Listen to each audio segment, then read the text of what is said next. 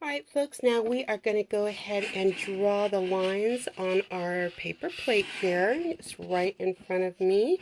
And I just want to caution you to pay attention to the center of your plate. Kind of eyeball that. And if you need to, go ahead and measure it out and put a little dot there with your pencil.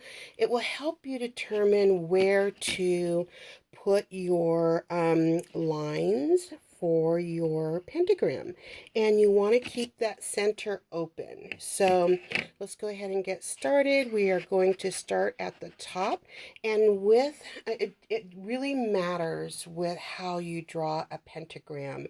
If you are trying to draw energy to you, you're going to first start by going up. Now this might seem like it's pulling energy away from you, but when you get done with the pentagram, you'll actually be pulling it back towards you. So that's the ending of the pentagram. You want to pull that energy to you. Now, if you were to be making a banishing pentagram, this pentagram will look totally different. It'll be upside down. You will start by drawing energy to you, and then when you're done, you will be pushing that energy away from you. So keeping all of that in mind, let's go ahead and draw a pentagram that pulls the energy towards us, okay? Now, you're going to want to start or make sure that your ruler is well outside of your center mark here. And you're going to actually start by drawing a line up. So with your ruler at an angle, and if you're unsure with how a pentagram looks, make sure you go and Google that, and I'll try to get a picture of it for you as well at the end of this video. But it's a star, and so we are going to move our pencil up. We're going to leave it there. We're going to move our ruler so that it angles downwards. Draw a line, leave our ruler there, go over to this side, draw a line up, keeping our pencil down, and just moving our ruler so it's directly across. We're going to draw a line that way, keeping our ruler down. We are going to angle our ruler so that it matches up with our starting point. And there's our completed star.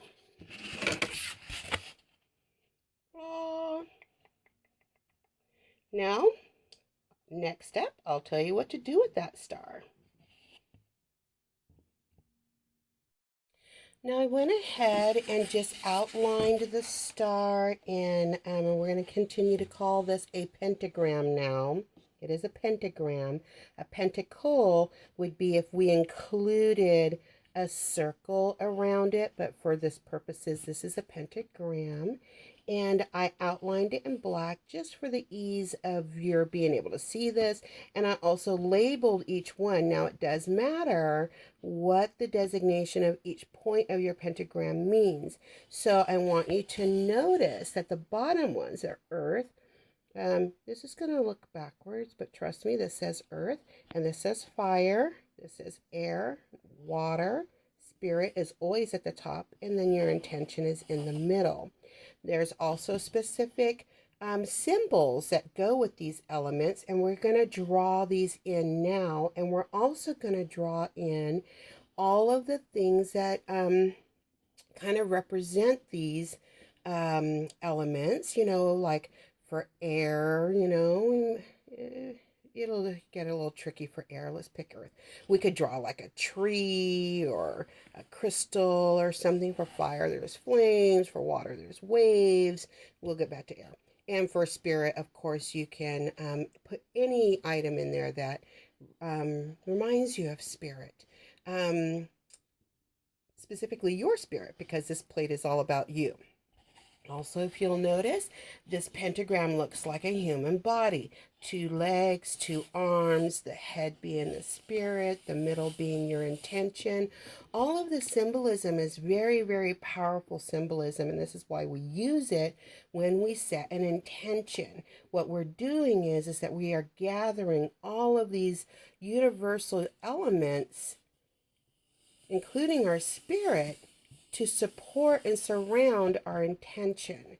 And these are also physically represented in our own bodies. We're embodying our intention when we make an intention plate. And we're also broadcasting that. So when you're making your intention plate, please set aside some time, some privacy. Take a moment to do that meditation that I'm including with this tutorial so that you can get clarity around it and go straight to that thing that you need to pour some focus into. So next up is going to be a little artistic rendition of what these elements mean and how they represent to me. And I also want to take a moment at this time to let you know that the universe doesn't care about your artistic skills. What they care about is your ability to focus and be clear and be heartfelt whenever you are sending a message regarding what intention you want to put out to the universe. So don't worry that your waves aren't perfect and that don't compare your plate to your neighbor's plate. This is all about yourself and the energy that you're putting into this intention as you are drawing it out on your plate. So please be easy with yourself. Go lightly into this project and don't be a harsh critical person about your artwork because it really doesn't matter. What matters is what you put into it. Be back in a moment. So here is my completed plate, and I just want to go over some of the symbolism here so that you understand what's going on. Each element, including spirit, has its own symbol. For spirit, it looks like this spoke, and if you are doing stone grid magic, I just want to point out that if you'll see that there are a representation of the flower of life here with all of these spokes, how they radiate out and all that good stuff. These become meridians and they represent spirit. Now, spirit color is white, but because white's not going to show up on white, I went with the color that also correlates to my astrological sign. I am Virgo. The color for Virgo is blue. In the notes of this tutorial, I will put down the color for all of the astrological signs so that you can pick the one that's right for you and you can use it to represent your spirit. I also showed or represented spirit for me with some blue hearts and a spiral and flower, and those are just some of the things for me that represent my spirit. Water, I kept it simple. I just did a little ocean wave here. This is the symbol for water. The color for water is blue, so I drew the symbol for water in its correlating color. Here's fire, like my funky little flames. This is fire. This is the symbol for fire. The color is red, so I drew that symbol in red. The symbol for black is right here. Excuse me, the symbol for earth is right here. The color for earth is black, so I drew its symbol in its correlating color. And I also put a tree because trees, they are the oldest living organic material on this earth. And they're just like one of my favoriteest things ever. So I wanted to really represent the tree here in how I feel about the earth. Now, air, this is the symbol for air. It's a triangle. This one's a little tippy. Ignore that. And the color is yellow, so I did that symbol in yellow.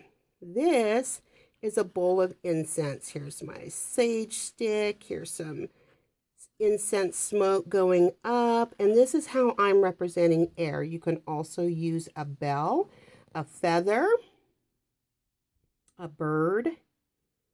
I don't know how you could draw wind, but if you have wind in your mind. Go ahead and draw that. That is all air.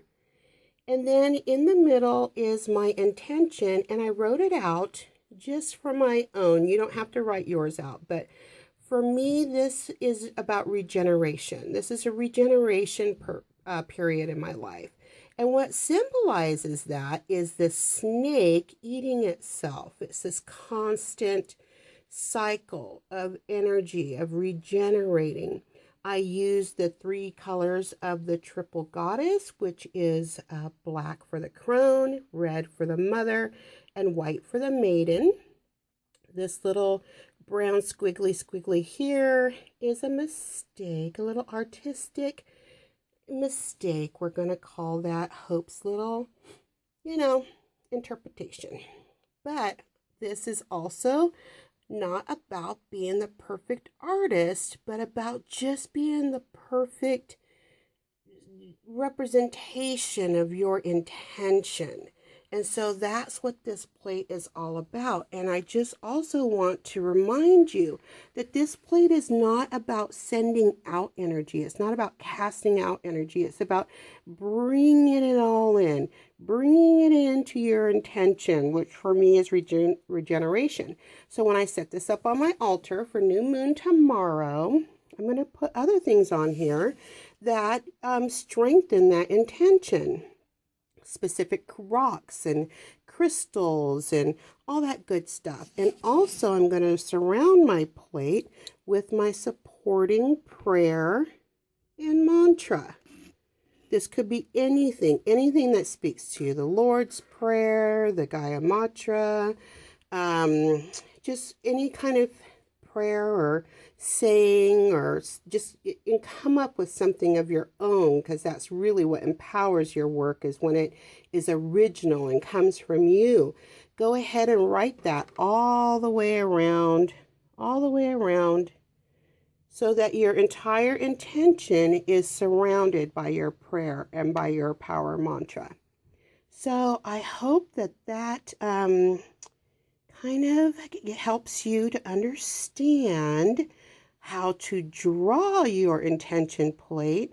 And when I set this all up tomorrow morning, I'm going to take another snap of it and we'll talk more about it, and you'll see how you can incorporate this into your own practice for really honing in on your intention for the next moon cycle. New moon begins on Wednesday, and then in a couple of weeks, you'll be heading up to the full moon.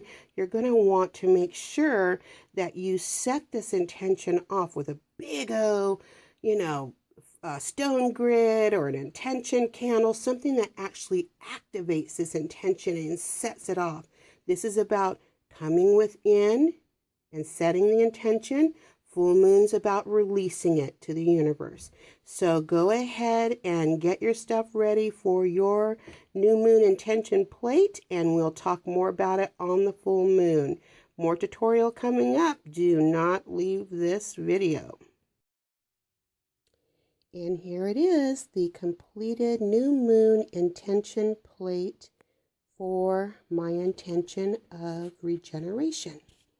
So let me just point out a few additions since the last video that I did here, the last little piece of this video. Around each point of the pentagram, I wrote in some words that hold the vibration that will support my intention. So around the earth, I added stability and abundance. Around air, I added joy, clarity. And around spirit, I added purpose and enjoyment. Around the water, I added tranquility, renewal. And around the fire, I added vitality and passion.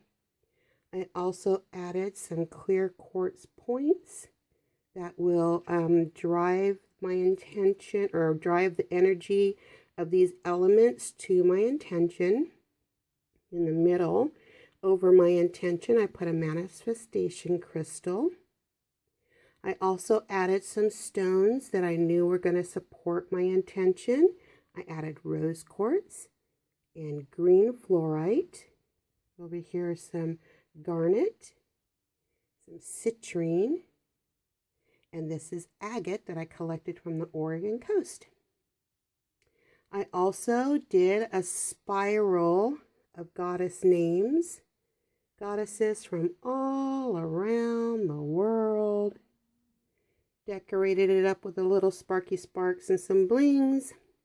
I added my supporting prayer and mantra, which I just repeated.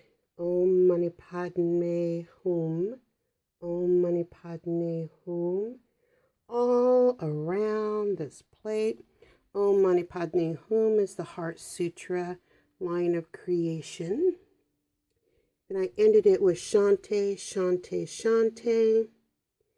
And I added a crystal Ganesh because Ganesh is the remover of obstacles. And I added a smoky quartz carving of a skull, and skulls represent our ancestral wisdom, that wisdom that continues to course through our veins, is encoded in our DNA, and that we never forget. If we have forgotten, we can certainly tap back into it. So I added that because I want the wisdom of my ancestors to help me with my intention for regeneration. So this is my completed new moon intention plate. You can make it as fancy or as simple as you want. Add all the things to it that speak to you. There's no rhyme or reason about the things that go into the actual decorating of your plate. This is your plate, a representation of you, your intention, the energies that you want to surround your intention. There is no wrong way for that. I would just caution you that you really stick with the already established template of creation when working with the pentacle, about making sure that these points are labeled correctly. There is a reason for that. And let's just talk about that for a second. And this can kind of be borne witness by the symbols. So notice how fire and air are directly across from each other, and earth and water are as well. Earth supports water and water supports earth. Fire supports air and air supports fire. These are natural partners. Okay, so that's why they are where they are. And also earth and fire is the building blocks for building life and for creating things. Earth for the stability and the abundance and the material. Fire for the energy, the ignition, the go. And then of course you've got air and water supporting both of these. Air will feed the fire, water will water the earth, and keep everything growing upwards towards your spirit, which of course then completes the pentacle and surrounds your intention. So all of these elements, all 5 of these elements, are driving energy towards your intention. This is what is happening in your body as well. The top of your body is your spirit. When we talk about where does spirit live, a lot of people point to their heart, but actually spirit lives in your mind, and that's a whole nother class, and we'll go there one day. But your mind contains your spirit, and then your air and your water are in the upper part of your body, and the earth and your fire are in the lower part of your body.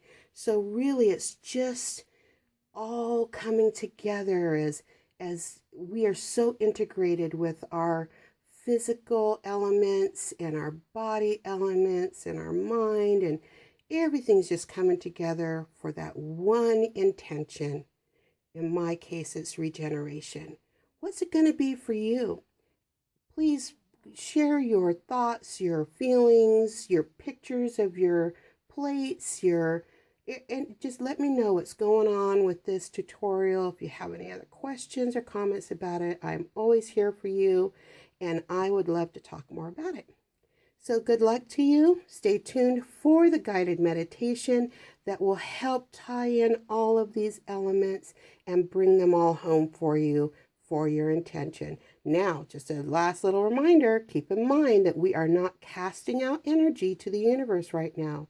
We are bringing it all in.